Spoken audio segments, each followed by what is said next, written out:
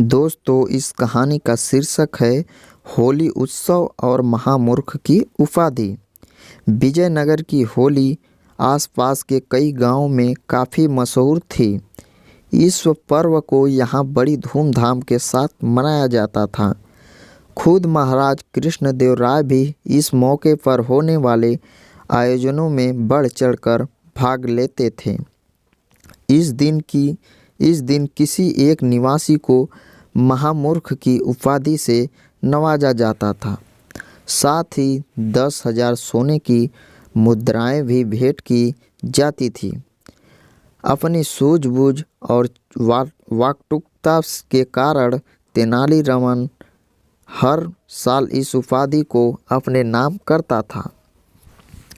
इस बार होली का त्यौहार नज़दीक था, तभी दरबारियों ने मिलकर तय किया कि इस साल किसी भी कीमत पर तेनालीराम को यह उपाधि नहीं लेने देंगे। दरबारी ने योजना बनाई कि तेनालीराम को चुपके से भांग पिला देंगे ताकि तेनालीराम होली के उत्सव में हिस्सा न ले सके। होली कार्यक्रम का आयोजन इस साल एक खास बगीचे में हुआ था। वहाँ खूबसूरत सजावट के साथ ही होली खेलने वाले लोगों के लिए रंग, इत्र से तैयार गुलाल और तरह तरह के पकवान रखे गए थे। उत्सव की शुरुआत में महाराज की घोषणा के साथ हुई, जिसमें महाराज ने कहा कि सभी दिल खोलकर खाएं पिएं और होली खेलें। साथ ही इस बात का भी ध्यान रखें कि किसी भी दूसरे व्यक्ति को उनसे कोई तकलीफ न हो। वहीं जितना हो सके अपनी हरकतों से अपनी मूर्खता का प्रमाण दें ताकि वे महामूर्ख की उपाधि हासिल कर सकें। महाराज की घोषणा के बाद सभी होली खेलने में व्यस्त हो गए और खुलकर मौज मस्ती करने लगे। कुछ लोग नाच रहे थे और कुछ लोग रंगों को हवा में उछाल रहे थे। वहीं कुछ लोग ऐसे भी थे जिनका ध्यान होली खेलने पर कम और खाने पीने पर ज़्यादा था। इसी बीच जब तेनालीराम का भांग का नशा कुछ कम हुआ तो वह भी होली का उत्सव में हिस्सा लेने पहुंच गया। तभी तेनालीराम की नज़र एक पुरोहित पर पड़ी जो मिठाइयाँ खा कम और झोली में भर ज़्यादा रहे थे। तेनालीराम की कुछ देर तक उन्हें बड़ी ध्यान से देखता रहा। पुरोहित की झोली और दोनों जेबें जब मिठाइयों से भर गई तो तेनालीराम उनके करीब गया। तेनालीराम ने पानी से भरा एक लोटा लिया और पुरोहित की झोली व जेब में उड़ेल दिया। फिर क्या था, तेनालीराम के ऐसा करने की वजह से पुरोहित जी बहुत नाराज हो गए। वह तेनालीराम पर ज़ोर ज़ोर से चिल्लाने लगे और चीखने लगे। पुरोहित के इस तरह चीखने से सभी उनकी ओर देखने लगे और महाराज की नज़र भी उन लोगों पर पड़ी। तब राजा कृष्णदेव उन लोगों के करीब गए और पुरोहित से उनके चिल्लाने की वजह पूछी।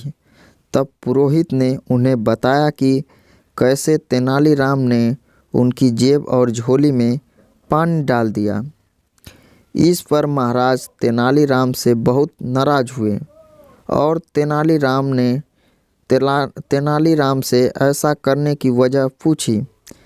तब तेनालीराम मुस्कुराते हुए बोला, महाराज, पुरोहित जी जेबों और झोले ने बहुत मिठाइयाँ खा ली थी। मुझे लगा कहीं उन्हें बदहजमी न हो जाए, बस इसी वजह से मैंने पुरोहित जी की जेबों और झोले में थोड़ा पानी पिला दिया था। तेनालीराम की इस बात सुनकर महाराज ज़ोर ज़ोर से हंसने लगे और कुछ देर बाद बोले, तुम सबसे बड़े महामूर्ख हो।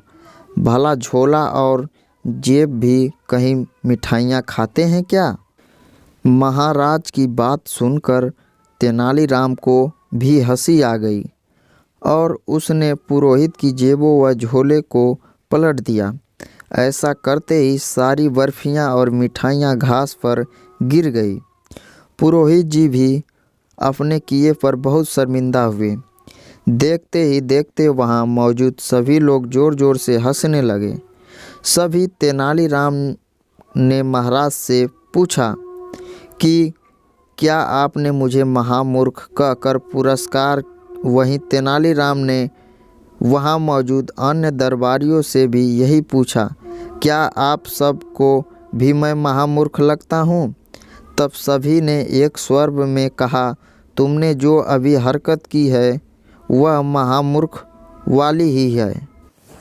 बस फिर क्या था, हर साल के जैसे ही इस साल भी होली के मौके पर दी जाने वाली महामूर्ख की उपाधि चालाक और चतुर तेनालीराम को ही मिली। साथ ही उसे 10,000 स्वर्ण मुद्राएं भी दी गई।